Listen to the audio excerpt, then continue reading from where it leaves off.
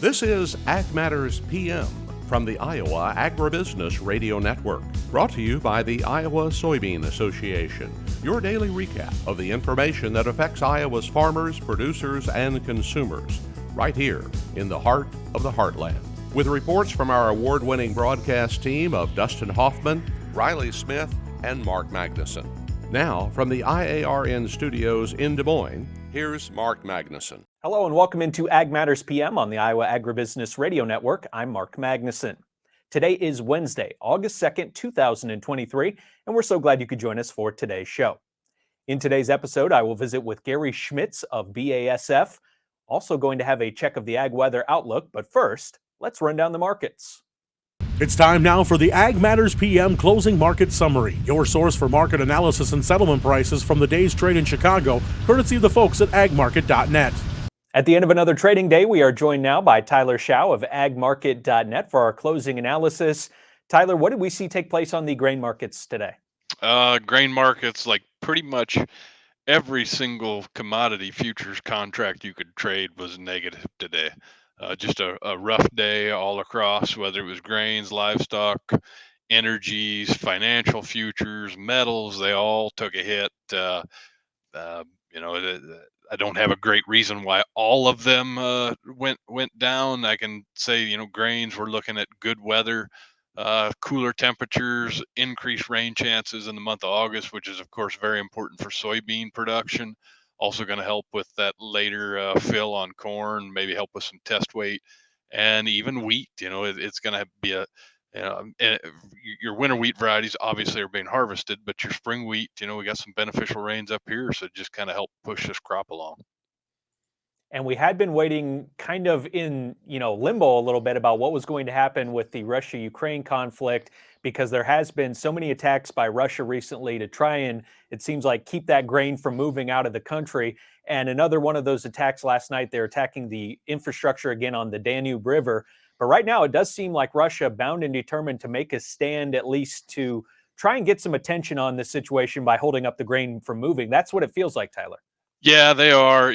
There was some talk that Putin and Erdogan were going to have a meeting or a phone call. I think they did, from what I understand. And Putin and Russia are going to hold firm to their, they are not willing to negotiate on their terms or change any of their terms. They say it's basically pretty simple: meet our terms and we'll allow for the grain deal to resume. But until then, we're not interested. I think you're right. They're making their stand, and they're showing, hey, we're not interested in switching here until you meet our demands. And I don't know how that's going to shake out. Our take as a firm for quite a while has been, even if the ports were shut down, they'd figure out a way to move that grain. And there've been talks about how they can move it via rail and truck into Romania and use those ports. And so I think the market is now kind of starting to really get tired of that story, although the headlines still drive buying. Today was another great example of having orders working above the market to get some sales in for producers. We had a 23-cent range in corn. December corn closed at actually had a 26-cent range. December corn closed at $5, but hit a high of 5.23 overnight. Chicago wheat had a range of like 44 cents high to low. So some big spikes in the overnight, followed by when humans sit down and look at stuff and start using a little rationalization, they decide that maybe selling or buying the headlines like the computers are doing it overnight is the best trade. And then, Tyler, with regards to the weather, we had been hearing for a couple of weeks now that by the time we got to August, the models and forecasts were showing a cooler temperature pattern and more moisture entering the Corn Belt. At least here in the state of Iowa, that seems to be materializing already, as we do have rain in the forecast for pretty much this whole week. But is that the case right now for the Corn Belt? Is it that better weather forecasts, it seems to be, I guess, materializing as we get into August? Yeah, there seems to be just a conveyor belt of storms, really stretching from North and South Dakota all the way right down through the heart of the Corn Belt. There's a good chance central, northern Minnesota and northern Wisconsin are going to miss out, just kind of the way those storms are tracking.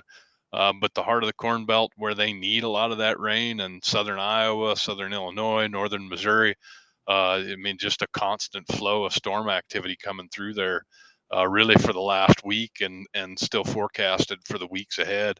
Couple that with cooler temperatures, and it's just, like I said, that's positive to grain production. Maybe not prices, but to producers in that area, gives them a little hope that they will produce something. Tyler, switching over to the other side of the ag marketplace, what's taking place today in the livestock complex?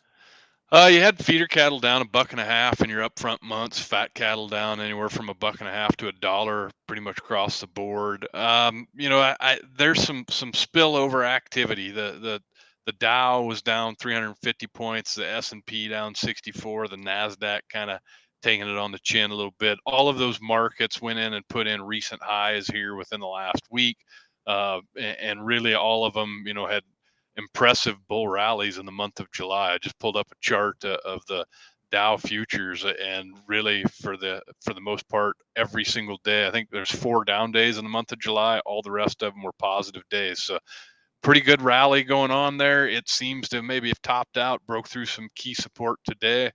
There's some cracks in the armor starting to show, and I think the protein market is just kind of keeping a very watchful eye. Don't forget there's a lot of air under these cattle markets where we have shot to some historic highs. Well, we've put in record highs basically in all of your monthly contracts, and yesterday kind of quietly put in high closes for November, for October, September feeder cattle futures, and doing the same on the fat cattle side. So, I mean, you've got really high prices, and whenever you've got that, when any concern starts to show up, it doesn't take long for traders to move to the sidelines when needed.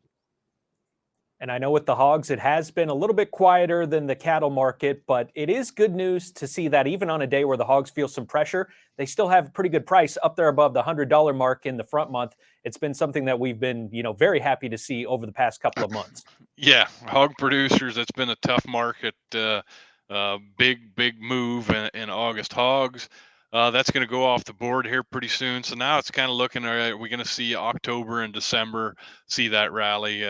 Cash is up above, way up above your October and December futures prices. So we're going to either need to see cash come down or see those futures prices rally into the fall and winter months. Tyler Schau of agmarket.net, our guest here today as we wrap up the closing markets. Tyler, what's the best way for our viewers to get in touch for more marketing information? Check us out on the internet, agmarket.net. You can look up all the brokers, see if there's someone in your backyard. If you want to call me direct, the number is 701-987-6009. Tyler Schau, thank you so much for the time today. Have a great day and a great rest of your week. You bet. Take care, Mark. That was Tyler Schau with agmarket.net. Let's turn our attention now to the closing numbers, courtesy of the folks at Bar Chart. September corn is down 8 3/4 at $4.88 1/4. New crop December corn down 6 3/4 at $5.50. September soybeans down 10 1/4 at $13.76 1/2. New crop November soybeans down 20 even at $13.21 1/4. September soybean meal down $4.20 at $4.2390. September soybean oil up 27 cents at $64.66. Chicago wheat down 11 even at $6.67 1/4. Minneapolis wheat down 7 1/4 at $8.62 1/4. Kansas City hard red wheat down 16 3/4 at $8.01 even. December oats down 1 1/4 at $4.53 1/4. On the Merc, August live cattle down $1.47 at $178.02. August feeder cattle down $1.65 at $246.82. August lean hogs down $1 even at $102.67. August pork cutout down $1.22 at $110.27. And Class 3 milk unchanged at $13.81. And that's been a check of the ag market recap here on Ag Matters PM. It's time now to hear from our sponsor, the Iowa Soybean Association and the Soy Checkoff. And when we come back, I will be joined by Gary Schmitz with BASF. This is AMPM. Iowa Soybean Association is driven to deliver for Iowa's 40,000 soybean farmers. We're proud to provide objective agronomic research, a helping hand with soil and water stewardship, and timely industry news powered by the Soybean Checkoff. Learn more at iasoybeans.com. Welcome back to Ag Matters PM from the Iowa Agribusiness Radio Network. I'm Mark Magnuson. Today I speak with Gary Schmitz with BASF. Mark Magnuson with the Iowa Agribusiness Radio Network, and I'm here today with Gary Schmitz. We are at the BASF Test Plots and Field Day here today. As we are just into August, it is a good time to be talking about all of the topics that have been here on display today. But Gary, we started off the day at station number 1 is where you were located, and you were specifically focusing on tar spot, which is something that we've become much more familiar with here in the state of Iowa. But Gary, how widespread is tar spot throughout the Midwest and the state? Well, tar spot began in the U.S. here in 2015 in northern Illinois, northern Indiana, and the inoculum is pretty much spread across the whole Midwest now. It goes all the way out into Nebraska and South Dakota, all the way back into Ohio. So the inoculum is there. This has been a fairly dry year. So going through June, we were really dry. For the most part, tar spot did not really take off, but there was a section here in central Iowa where they had decent amount of moisture, and that's kind of what we would say is the hot spot. Maybe not as bad as some of the years, but that's probably the hot spot that we have this year just because we had that early season moisture. And Gary, is that the strongest indicator of where you could be likely to find tar spot, is where it's the wettest? Yeah, that's actually a good question, because we used to think it was more about temperature, but we found out it's really about moisture and leaf moisture. And so what we found out that is if you have 7 hours or more of leaf moisture, that's enough for those spores to germinate and infect the plant.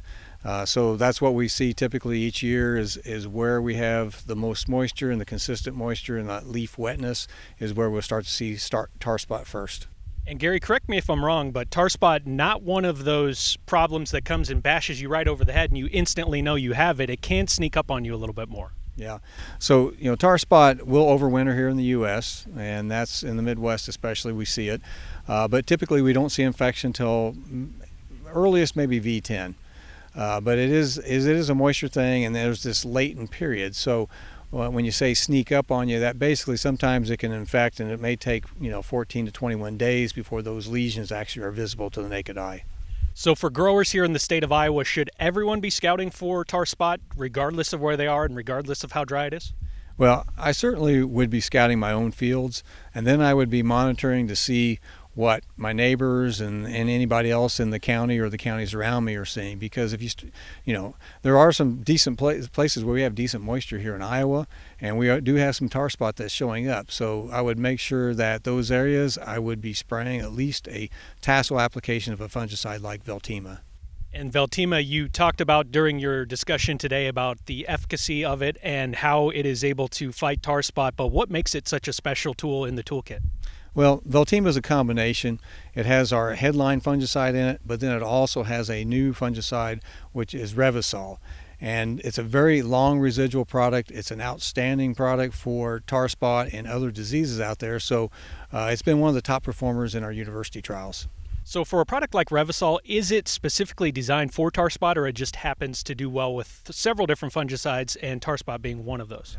Another good question. It was designed for disease control in both corn and soybeans, and what we've found out through the testing, it's actually good on a wide array of diseases. So like gray leaf spot we're typically seeing, northern corn leaf blight, but now tar spot's in there. It does an outstanding job on all of those, and occasionally we'll see southern rust here in Iowa. So Gary, is there anything else you'd like to let our viewers, our listeners know about when it comes to the state of Iowa and what they need to be taking care of with their fungicide? Yeah, I think is just continue to scout your fields. I would plan for that tassel application because it'll protect you from all of the diseases that are out there, the typical foliar diseases that we see each year that I mentioned. And then also, even in the hot, dry conditions, you get that plant health effect. So then you'll see some of that yield bump from that plant health effect where it helps alleviate some of the stress, and then you're protected if the disease does come in. And one kind of lighter note to end on, but Gary was talking about he's been all over the Midwest this year, and actually, as dry as it is in the state of Iowa, central Iowa has actually been fairly well off. Yeah, it is something that's kind of changed a bit, but yeah, central Iowa got the early moisture in June, and then depending on where you're at, because some guys aren't getting it all, we've had some moisture that's come into this particular farm throughout the season. And we've certainly seen that where the rain has not been widespread across the state by any means. It's been more isolated areas, so that certainly makes a lot of sense. Gary, thank you so much for the time here today at the BASF Field Day, and best of luck as the growing season continues and we get to see these new tools that we have to fight tar spot and other problems in fields. All right, thank you very much. Glad to be here.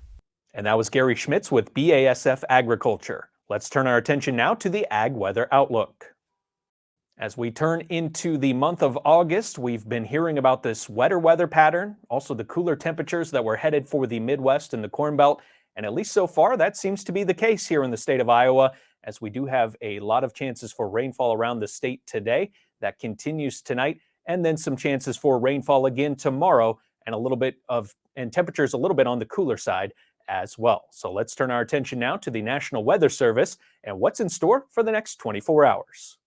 As you can see from the National Weather Service, mostly cloudy with widespread thunderstorm chances today. High temperatures expected 80 to 84.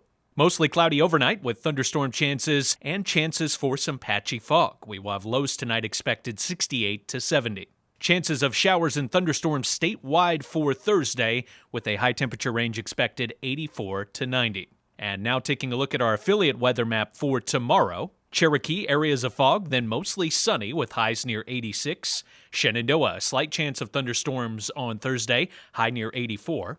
Des Moines, a slight chance of thunderstorms, then patchy fog followed by partly sunny skies and a high near 87. Albia, sunny with a slight chance of thunderstorms, then partly sunny, highs near 85. Waterloo, patchy fog, then mostly sunny, a high near 90. And Clinton, a slight chance of showers and a high near 87. For a more detailed forecast in your part of the state, make sure and check with your local Iowa Agribusiness Radio Network affiliate. And that's been a check of the Ag Weather Outlook. That also brings us to the end of this episode of Ag Matters PM. You can find all of our content on our website at iowaagnet.com. You can also follow us on Facebook, Twitter, TikTok, and LinkedIn. You can find all of our video content as well as AMPM on our YouTube channel. And don't forget our free twice daily market podcast, which are found on Apple, Amazon, Google, Spotify, and Podbean. From the IARN studios in Des Moines, I'm Mark Magnuson. On behalf of Riley Smith and Dustin Huffman, we thank you for watching. This has been Ag Matters PM.